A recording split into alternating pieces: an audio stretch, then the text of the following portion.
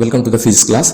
आज की वीडियो का टॉपिक है आरटेक नागपुर यूनिवर्सिटी के तहत BSc first year semester 1 physics paper 1 unit 1 elasticity के ऊपर आज न्यूमेरिकल देखेंगे। तो जो भी न्यूमेरिकल्स हम इस यूनिट में सॉल्व करने जा रहे हैं तो उसके सबसे पहले फार्मूला देखेंगे। तो फर्स्ट फार्मूला है यंग्स मॉडुलस निकालने का, जिसे हमने कैपिटल वाई से डिनोट किया है। तो y is equal to f into capital L divided by capital A into small L.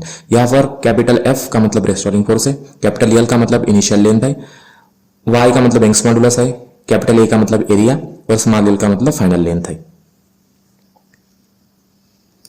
Next formula है हमारा बेंडिंग मोमेंट ऑफ बीम, यानी कि बीम का बेंडिंग मोमेंट निकालने का। तो यहां पर जो एक बीम है तो वो बेंड हो रही है, तो उसका फार्मूला ये होगा y into I divided by R. यहां पर I का मतलब मोमेंट ऑफ इनर्शिया है उस बीम का। तो हमारा बेंडिंग मोमेंट निकालने का फार्मूला हो जाएगा y into B into d to the power 3 divided by 12 into capital R. यहां पर कैपिटल आर का मतलब रेडियस ऑफ कर्वेचर है बीम का जब हम बेंड करेंगे। तो y का मतलब यंग्स मॉडुलस है, स्मॉल b का मतलब विड्थ है और स्मॉल d का मतलब थिकनेस है। नेक्स्ट फार्मूला है टॉर्क निकालने का, यानी कि अगर किसी रॉड के ऊपर हम टॉर्क अप्लाई करेंगे तो वो ट्विस्ट होगा। तो ट्विस्ट होने के लिए जो भी टॉर्क हमें अप्लाई करना होगा उस टॉर्क का फार्मूला है tau is equal to theta into pi into eta into r to the power 4 divided by 2 into small L.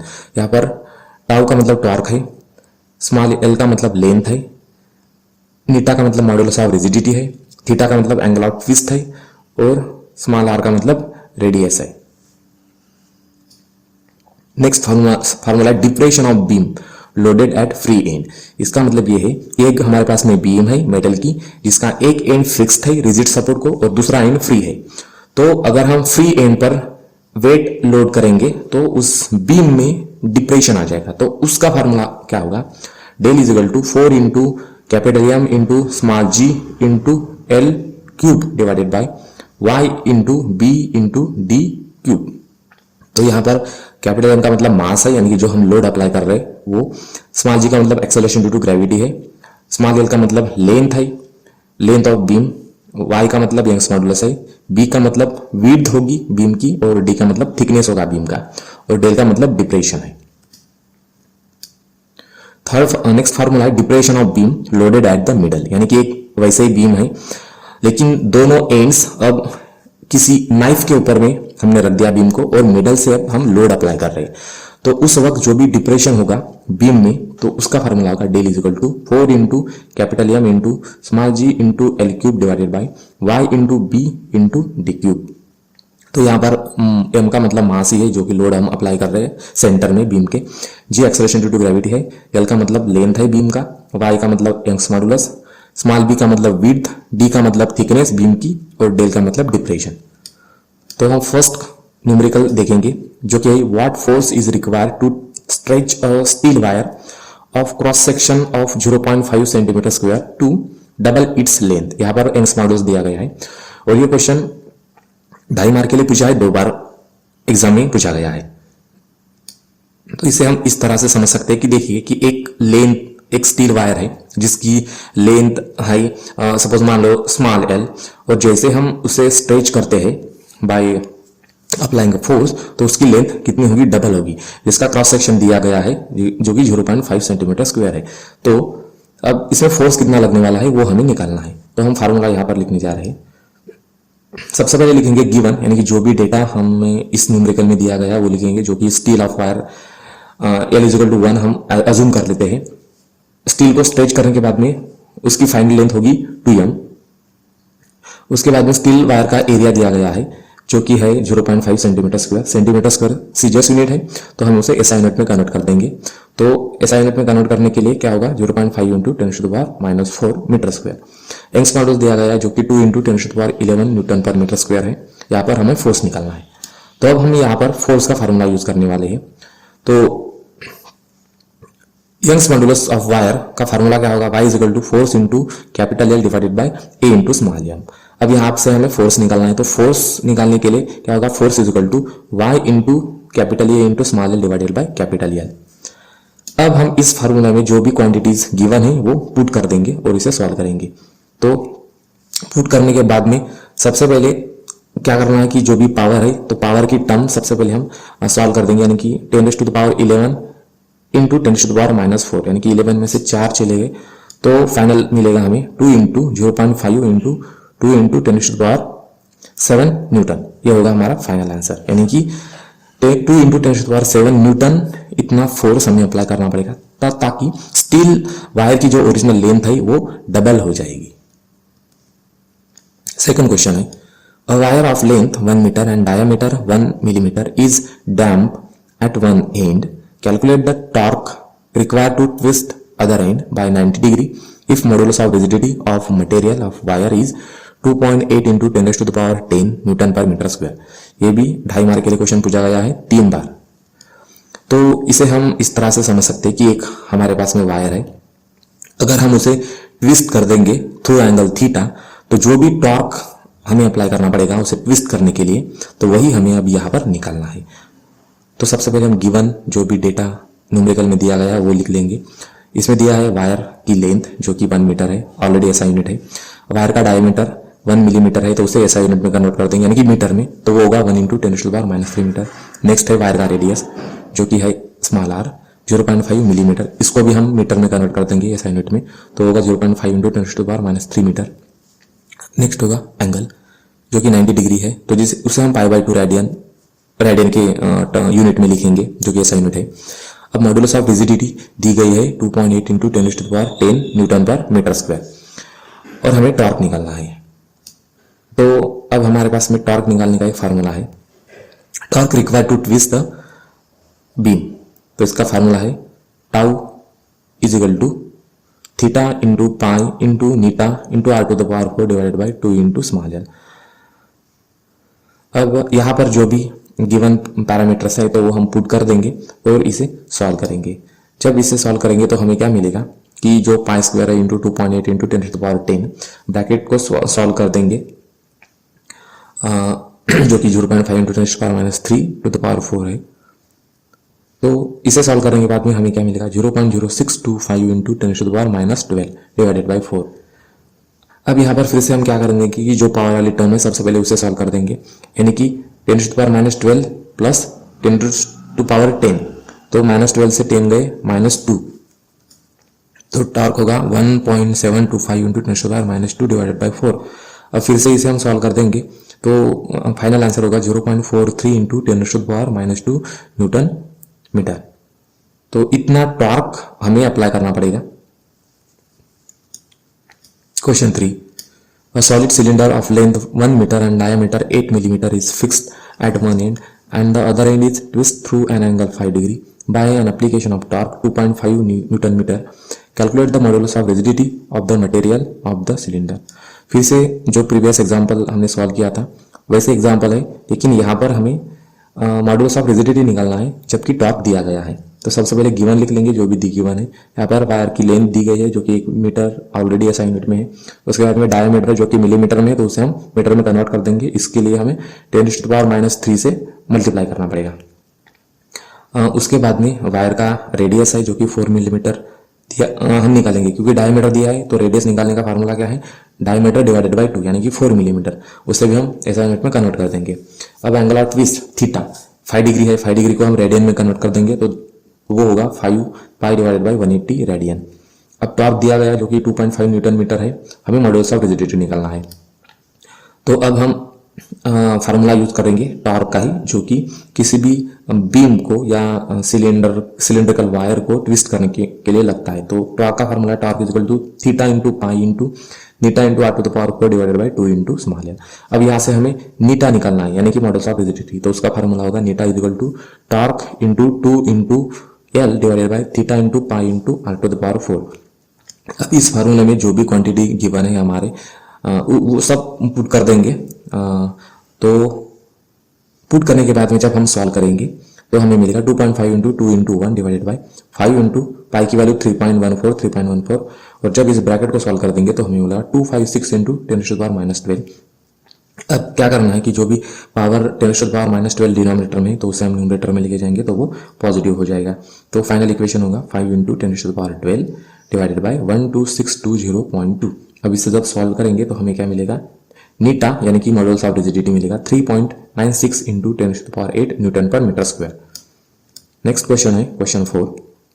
A steel rod of length 50 centimetre, width दी गई है 2 सेंटीमीटर एंड थिकनेस दी गई है 1 centimetre, is bent into the arc of radius of arc 2.0 metre, calculate the bending moment. यहाँ पर Young's model दिया गया है y equal to 2 into 10⁻11 newton per metre square.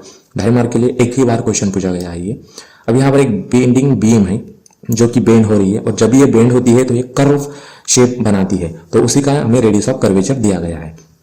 तो अब इसे हम बेंडिंग मोमेंट निकालना है। तो सबसे पहले जो भी न्यूमेरिकल में गिवन होगा वो सबसे पहले हम लिख लेंगे, जो कि स्टील रॉड की लेंथ है जो कि 50 सेंटीमीटर है। सेंटीमीटर फिर से सीजीएस यूनिट है, तो उसे हम ऐसा यूनिट में कन्वर्ट कर देंगे बाय मल्टीप्लाइंग 10⁻⁻2 से, तो वो मीटर में कन्वर्ट हो जाएगा।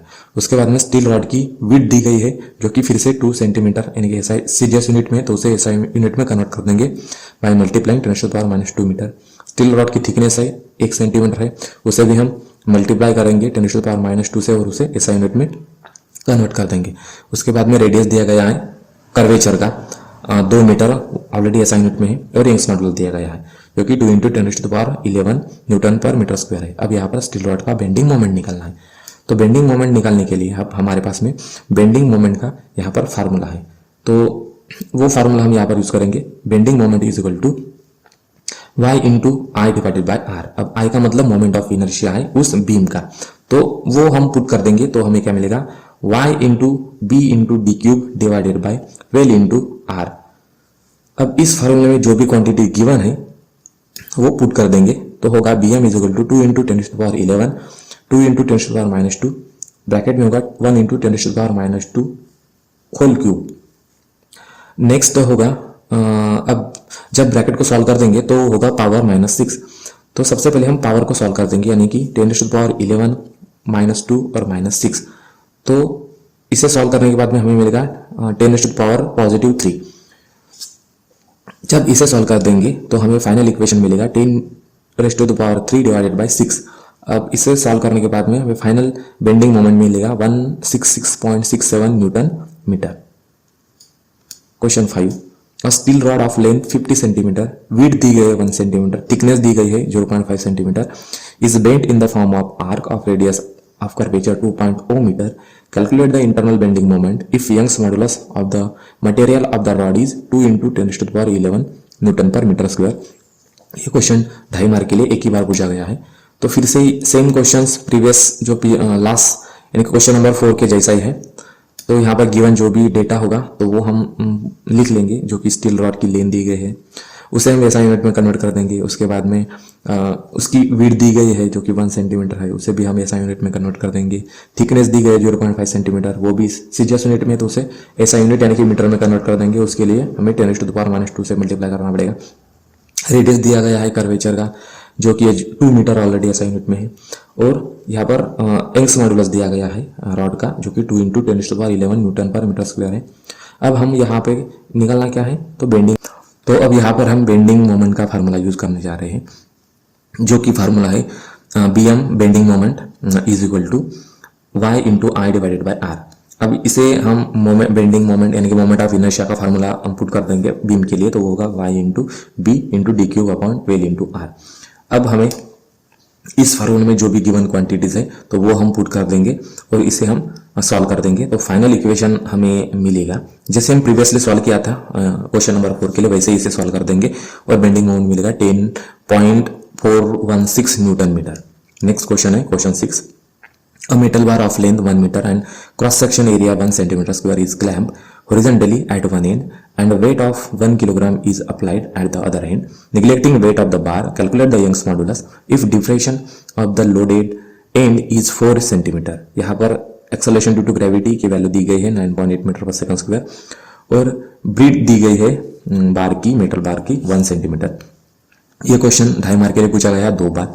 तो इसे हम इस तरह से समझ सकते हैं कि एक मेटल बार है जिसका एक एंड फिक्स है रिजिड सपोर्ट को और दूसरा एंड फ्री है, तो उसी फ्री एंड को हमने अभी यहाँ पर वेट अप्लाई किया है जिसके कारण उस बीम में डिप्रेशन आ गया।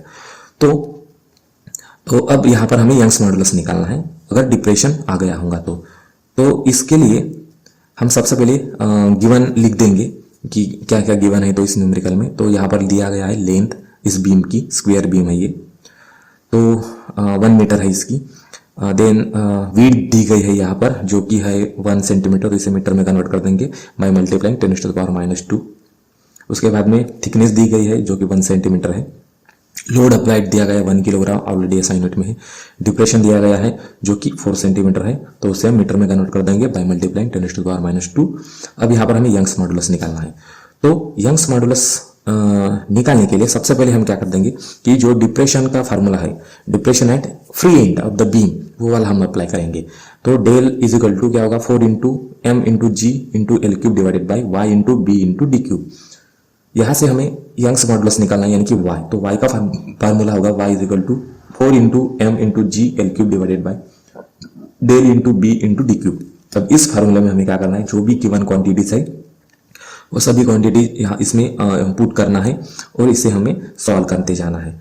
तो जब हम इसे सॉल्व करेंगे तो हमें फाइनल इक्वेशन मिलेगा 4 into 1 into 9.8 into 1 divided by 4 into 10⁻² into 1 into 10⁻² into 10⁻6। अब हम क्या कर देंगे, जो भी पावर वाली टर्म्स है तो उसे सबसे पहले सॉल्व कर देंगे। तो क्या होगा, डिनोमिनेटर में 10⁻², -2 और -6, इसे हम सॉल्व करने के बाद में हमें यंग्स मॉडुलस मिलेगा 9.8 डिवाइडेड बाई 10⁻10, और इसे भी फिर से सॉल्व करेंगे तो हमें मिलेगा 9.8 इंटू 10⁻10, यानी कि डिनोमिनेटर जो -10 है वो न्यूमरेटर में चला जाएगा तो वो पॉजिटिव हो जाएगा, और फाइनल इक्वेशन मिलेगा 9.8 into 10⁻10 newton per metre square.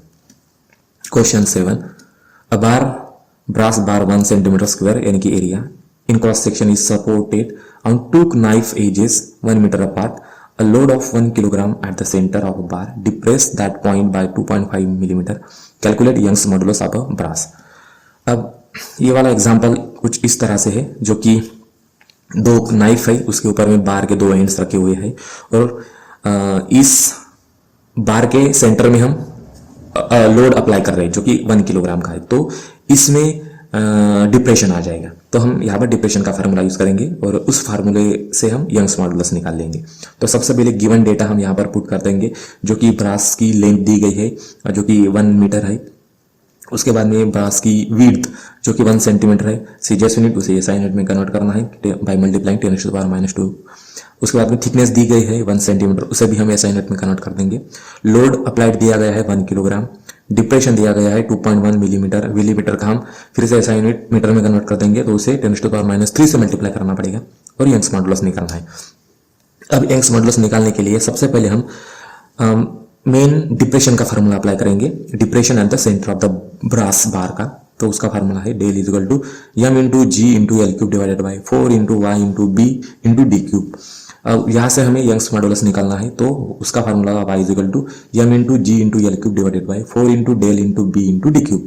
अब इस फार्मूले में हम फिर से जो भी गिवन डेटा है वो पुट कर देंगे और इसे सॉल्व करने की कोशिश करेंगे। तो जब हम इसे सॉल्व कर देंगे तो हमें कुछ वैल्यू मिलेगी 1 into 9.8 into 1 divided by 4 into 2.51 into 10⁻³ into 1 into 10⁻² into 10⁻6। तो जो पावर की टर्म है वो एक तरफ ला लेंगे, यानी कि सबसे पहले इनको सॉल्व कर देंगे, तो वो होगा 9.8 divided by 4 into 2.51 into 10⁻³ -2 and -6। तो इसे सॉल्व कर देंगे तो क्या मिलेगा, y is equal to 9.8 divided by 10.04 into 10⁻11। और जब ये डिनोमिनेटर में माइनस वाली टर्म 10⁻11 जब न्यूमरेटर में चला जाएगा तो वो पॉजिटिव होगा। तो फाइनल इक्वेशन होगा y is equal to 0.97 into 10⁻11 newton पर